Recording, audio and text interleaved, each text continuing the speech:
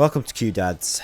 I'm Ben, and Futurama Season 11, Episode 3 has just dropped, giving us probably the least enjoyable episode so far, actually making me feel that rebooting the series was a mistake. Yes, that's right, I've said it. Episode 3, How the West Was, 1010001, all stemmed around Bitcoin and the eerie market of mining such a digital enterprise. The episode lacks the Futurama quirk that the previous episodes have all delivered. It was very slow to begin with, and it felt quite basic at times as well. That was until we hit the midway point and things got a little bit interesting with the Bitcoin farm. But then again, this only lasted a few minutes and things went well back downhill, just like Borax the Kid's card skills. Ma'am?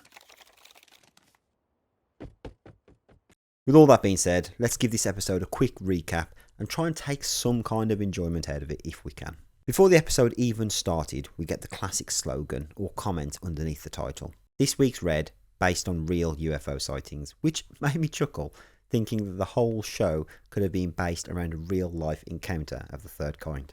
As I mentioned, the whole episode is based around Bitcoin, and in a turn of events, Farnsworth's debt that was lent by the robot mafia forces him to go Bitcoin mining.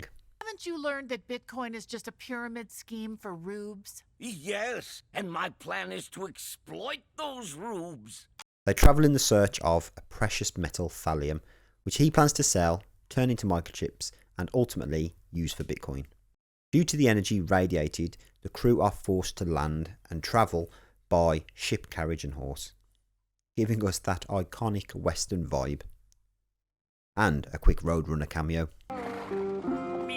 As the group attempt to blend in with the locals, we enter a saloon where we see the return of Crazy Roberto, a stab-happy robot with an incredibly short fuse. An order! You didn't order it.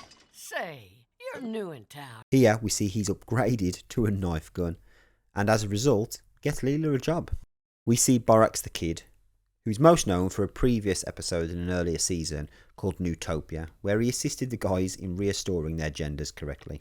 This is the fourth appearance in the show, and if I'm honest, hopefully the last. His appearance is very mediocre, and it lacked that entertaining quality that other characters bring. Bender acquires an ass, and here I ask the question.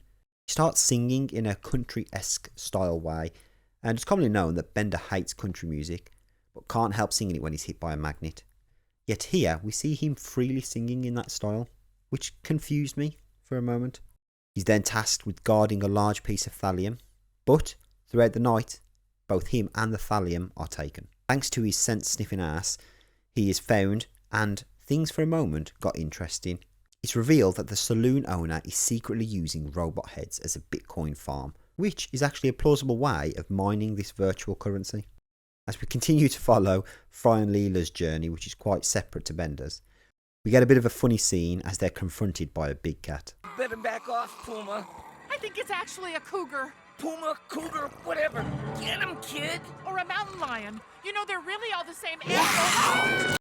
Funny to see them debate over what animal this is, as there are many names for it, but overall it is just the same animal.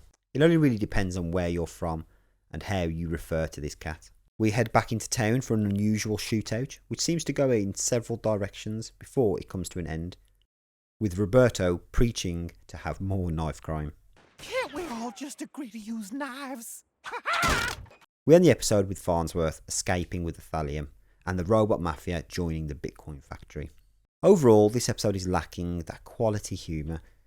Yes, there is a subtle few one-liners and passing comments, but they just don't equate to anything other than a quick chuckle to myself. A few questions raised around Bender's country-style music. You know, I was led to believe that he was only forced to sing that style through the use of a magnet, but I might be wrong. Is Western music different to country music, or am I just presuming they're all the same thing?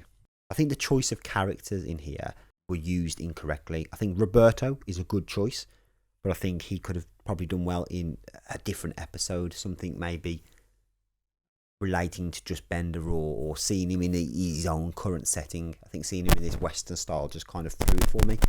And Borax the Kid was just a throwaway character, if I'm honest. I don't think we needed him.